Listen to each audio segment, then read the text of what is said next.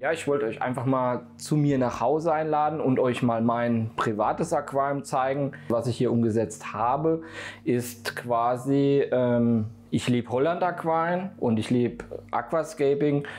Und so habe ich ein Holland Aquarium Hybrid Aquascape kreiert. Als allererstes ist mal die Idee, die ist bei mir im Kopf. Oder ich fotografiere ja auch hobbymäßig. Und dann habe ich auch schon einige Bilder, wo zum Beispiel, wo dann solche Ebenen in einem Bild aufgebaut sind, mit einem Wasserfall zum Beispiel. Und dann gucke ich mir das an und fange dann einfach an zu bauen. Also das ist wirklich so, ich fange einfach an. Setz mal Stein, setz mal diesen Stein, drehe das wieder rum. Dann in diesem Fall war es jetzt so, ich hatte hier zwei, das ist Flussholz. Das sind wirklich zwei super schöne Stücke. Und als Basisstein hatte ich schwarze Islandlava, aber wirklich so richtig schöne Premiumsteine. Also die sind wirklich schön. Ja, man sieht jetzt leider nicht mehr viel davon. Aber ja, es war spektakulär, bis die Pflanzen drüber gewachsen sind. Hier ein Oase, ein Scaperline 90. Das hat das hat eigentlich 180 Liter, das hier nicht mehr. Allein durch den Aufbau habe ich jetzt vielleicht noch 100 Liter Wasser da drin ungefähr. Also im Hintergrund haben wir schön getrimmte Stängelpflanzen. Man hat die Moose sind schön getrimmt. Man hat aber auch einen Weg. Man hat vorne einen schönen freien Bereich, also quasi so eine abgebrochene Flusskante. Hier zwei stark dominante Wurzeln, die sieht man jetzt, also die hier sieht man fast gar nicht mehr. Hier sieht man noch ein bisschen was. Und quasi habe ich einfach so umsetzen wollen, diese Mischung zwischen Aquascape und Holland Aquarien.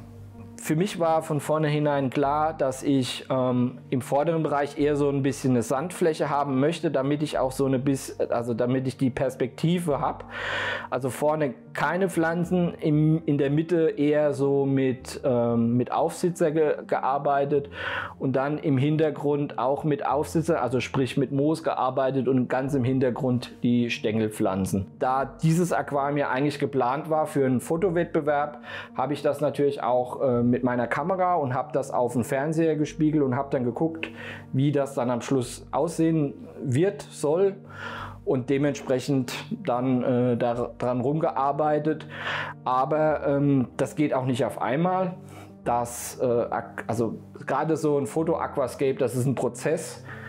Und man soll auch immer mal zwischendrin einfach mal nichts machen, 1-2 Tage mal ruhen lassen und dann wieder davor gehen, damit man mit einer neuen Perspektive an das dran geht. Und wenn man dann irgendwann sagt, okay, ich bin jetzt komplett zufrieden, dann habe ich es auch so gelassen. Also als Pflanzsubstrat habe ich unseren Scaper Soil genommen. Im unteren Bereich habe ich halt, damit ich nicht so viel Soil verschwende, habe ich unten mit Lavabruch gearbeitet. Dann habe ich quasi die Lavasteine unten drunter.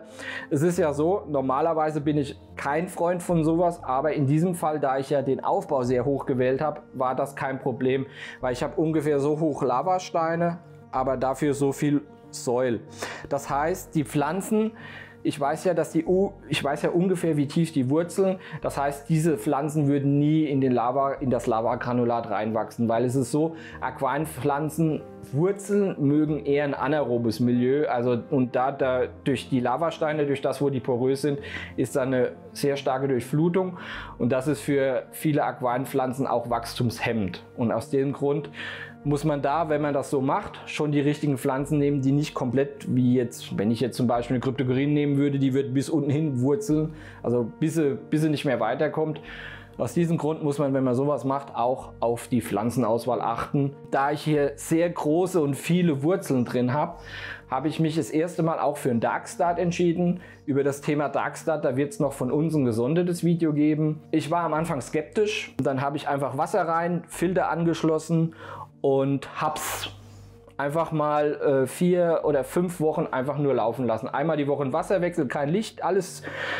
Und ich kann euch sagen, wenn ihr so ein Projekt vorhabt, mit Wurzeln, mit vielen Wurzeln oder allgemein, wenn ihr ein Aquascape oder ein Aquarium mit sehr großen und vielen Wurzeln einrichtet, überlegt euch einen Darkstart, weil so problemlos habe ich noch nie ein Aquarium einlaufen lassen. Als Tierbesatz habe ich drin der längst gestreifte Ziersalmler, dann habe ich irgendwo hier schwimmt der rum ein Dario, das ist ein Pärchen, ein Männchen und ein Weibchen. Dann, die sind auch wirklich sehr versteckt, das ist der Corydoras pygmaeus, da habe ich auch ca.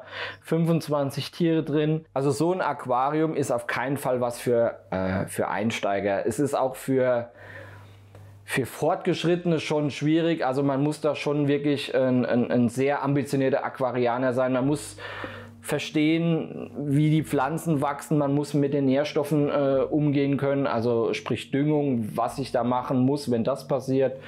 Und was auch nicht zu unterschätzen ist, das Trimmen der Pflanzen, zum Beispiel im Hintergrund die Migrantium glomeratum oder die Rotala hara, die müssen wirklich jede Woche getrimmt werden, dass sie schön im Shape sind.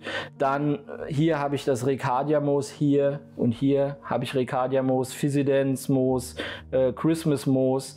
Gerade Recardia und das Physidens, wenn man das trimmt, da muss man wissen, was man macht. Da muss man auch gleich am besten alles absaugen. Ansonsten hat man irgendwann alles voll. Also das ist wirklich invasiv, weil wir haben ja auch hier extrem viel Pflanzmasse. Wenn da ein Nährstoffmangel kommt oder irgendwas schief geht, man muss einfach gegensteuern können. Und deshalb ist es echt, also würde ich sagen, kein Aquarium für Einsteiger und vielleicht auch schon nicht mehr für die etwas fortgeschrittenen. Also wirklich für Profi-Aquarianer, da kann man sagen, ja, die können das pflegen. Ich habe einmal die Woche 50% gemacht und ab dem Zeitpunkt, wo ich dann mit dem Bepflanzen begonnen oder wo ich die Pflanzen dann drin hatte, habe ich dreimal die Woche 50% gemacht und habe das nach hinten immer sukzessiv ein bisschen weniger gemacht, also weniger in der Häufigkeit, so dass ich dann am Schluss einmal die Woche 30 bis 40% rauskam.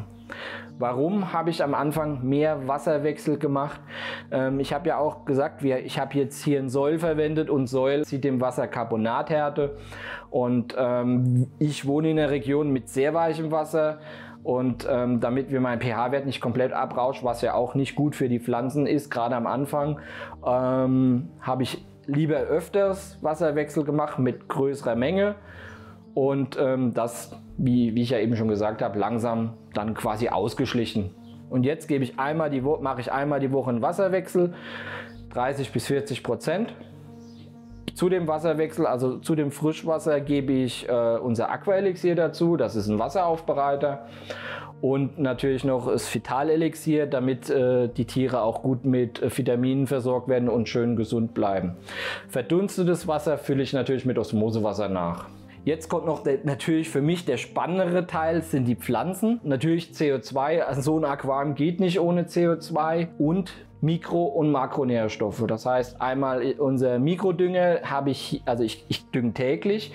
Der Mikrodünger ist unser Plant Care Pro Daily, das ist, wie der Name schon sagt, ein Tagesdünger Daily. Und da gebe ich in dieses Aquarium täglich 6 Tropfen. Aber ich habe ja nicht so viele Fische da drin und dann würden die Pflanzen auch einen Makronährstoffmangel bekommen.